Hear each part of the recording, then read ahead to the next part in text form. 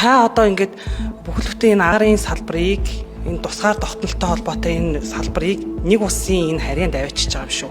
Монгол Ардын нам танаар ийм хийлгээд байгаа юм шүү. За бид тэгж асуудал үүсвэл одоо туван хийсэн штэ гэдэг л юм болох гэж шүү. За ерөнхийлөгч 5 сарын 9-нд Ялалтын баярт очих юм байна тийм ээ. За тэрнээс өмнө бол энэ хилцээрийг бол яарвчлуулж байгаа юм байна гэж ойлгох уу. За түүнээс гадна дэд бүтцийг удирдах болон ашиглах хамтарсан компани байгуулна гэж байна. Зохицолбор гэдэгт яг юу орж байгаа юм бэ? За дэд бүтцийг удирдна гэдэг нь юу гэсэн юм бэ? Одоо энэ дээр чинь Японы тал менежмент хэрэгжүүлж байгаа шүү дээ. За сүүлээс нь хариулъя. Чингис хаан олон улсын нисэх үндэсний буудлын менежментийг Япончууд хариуцж байгаа. Өмнө нь энэ онгоцыг одоо түлшээр цэнэглэх энэ одоо цогцлбор гэж нэрлэж байгаа, дэд бүтц гэж нэрлэж байгаа энэ асуудлыг Япончууд хариуцж байсан. За одоо тэгээ бид нар хариуцж чадахгүй байна гэдэг үндслээр буцаагаад Монголын талдаа өгсөн. Хувийн хвшил нэг хэсэг одоо хэрэгжүүлж байгаад Мэргван гэдэг компани хэрэгжүүлж байгаад энэ дээр бас тодорхой асуудлууд гараад одоо төрийн 100% өмчтэй Эрчил соёл гэдэг компани хэрэгжүүлээд явж байгаа. За тэр цогцлбор гэдэг дээр бол Чингис хаан олон улсын нисэх үндэсний буудлын огт биш. Энэ бол онгоцыг цэнэглэх онгоцны түлшээр цэнэглэх зохицлуур гэж ойлгоорой гэж хэлье. Энэ цэнэглэлтэн дээр мэдээж одоо газрын дор байгууламжууд, бүтээгдэхүүн хадгалах, за тэгээд гидрант систем, далавчийг цэнэглэх энэ төр гэдэг нэлээд цогц одоо зүйлүүдээс энэ одоо зохицлуур буюу энэ дид үтц бүрддэг. Тэгэхээр энэ дид үтцтэй л холбоотой. Оросын албаны улсаас одоо бол манайх онгоцны түвшин хувьд одоо 100% авдаг тийм ээ. Гэхдээ энэ өөрөө зах зээлийн зарчмаараа аж ахуйн нэгжүүд ингээ оруулж ирээд явж байгаа юм дээр яагаад ингээд Оросын төрийн өмчит компанийг оруулж ирээд хараат байдал руу оруулж байгаа юм шиг ийм үйл ажиллагааг явуулаад байгаа юм бэ. Одоо би түрүү танаас асуусан шүү дээ. Ерөнхийлөгч Оросд очихоос өмнө энэ хилцээрийг яарвчлуулж гинөө. Ерөнхийлөгчийн айлчлалтай хамаагүй энэ өнгөрсөн оны харин Оросын албаны улсын ерөнхийлөгчийн айлчлалын үеэр үзэглэгдсэн байгаа. Тэгээд би түрүү хэлсэн 2 хилцээр байгаа. Монголчуудын хувьд бол нэг сумаар 2 тулаа будаж байна гэж ойлгож болно. Оросын албаны улсын одоо нефт бүтээгдэхүүний импортон дээр, экспортон дээр ямар нэгэн одоо асуудлууд үүсэхэд энэ нь Монголд хамаагүй Монголд нийлүүлэх одоо бүтээгдэхүүний нийлүүлэлтэн дээр нөлөөлөхгүй гэдэг хилцээр ихнийх нь. За хоёр дахь нь үнэтэй төстэй гэхдээ төрөл нь бол агарын хөлгийн түлшин дээр орж ирж байгаа гэж ойлгож болно. Агарын хөлгийн түлшний үн маань одоо зорчигчдын нисэж байгаа одоо зорчигчдын тийзний үнд 36% нөлөөллийг авдаг. Өөрөөр хэлбэл маш өндөр нөлөөлөлттэй. Тэгэхээр түлшний үн өмнө нь хувийн хвшил хийжсэн маш их хил ам дагуулж байсан. Бид нар юмыг маш амархан мартаж байна. Өндөр үнэтэй, өндөр маржтайгаар борлуулж байна гэж хэлээд 22 оны одоо үед энэ асуудал дэгдээд 20 онд байгуулагдсан Эрчил соёл гэдэг төрийн өмчийн 100% одоо өмчтэй компани дээр энэ асуудлыг хариуцагдаад явж байгаа.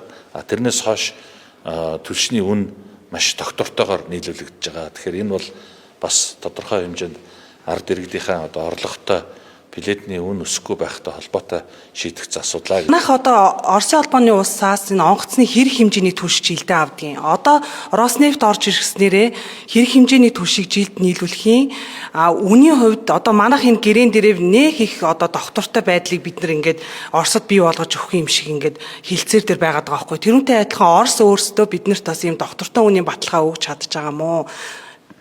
За энэ одоо агарын хөлгийн түлшний нийлүүлэлт одоо 100% Оросын албаны улсаас байгаа.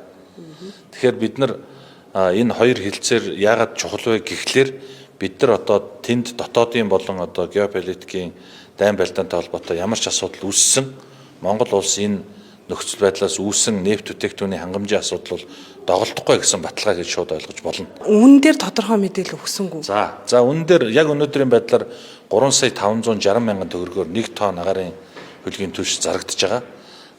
Оросын албаны улсын нийслэл Москвад $920 зарагдж байгаа. Богдан Хятад улсын нийслэл Бээжин хотод $950 онгоцны түлш борлуулагдж байгаа. Манай улсад бол мэдээж тээвэрлэлтийн зардал энтертэй холбоотой бага зэрэг өндөр байгаа. Энэ үн маш доктортойгоор байгаа гэдгийг л хэлээ. Шүү дээ тийм ээ. Тэгээ энэ хугацаанд бол татврынхаа орчныг яг энэ Оросд зориулаад, энэ онгоцны түвшинд зориулаад одоо татврын хууль өөрчлөгдөжсэн ч гэсэн, хураамж нэмэгдсэн ч гэсэн үнэ бол доктортой байх юм байна гэж энэ хилцээр дээр тусгасан байна шүү дээ. Тэгэхээр энэ бас давуу тал биш үү? Та одоо ингээд бүхэл бүтэн энэ агарын салбарыг энэ тусгаар тогтнолтой холбоотой энэ салбарыг нэг улсын энэ харьяанд авчиж байгаа юм шүү. Монгол ардын нам танаар ийм хийлгээд байгаа юм шүү. За би тэгж Дараа нь асуудал үүсвэл одоо туван хийсэн штэ гэдэг л юм болох гээд шүү.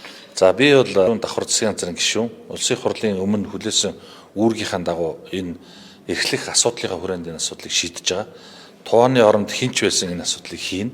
Тэгэхээр бол энэ миний одоо төрийн өмнө хариуцж байгаа үүрэг гэж ойлгож болно. За энэ доктортой байдал тэгээд хинд ашигтай юм бэ гэдэг асуудал.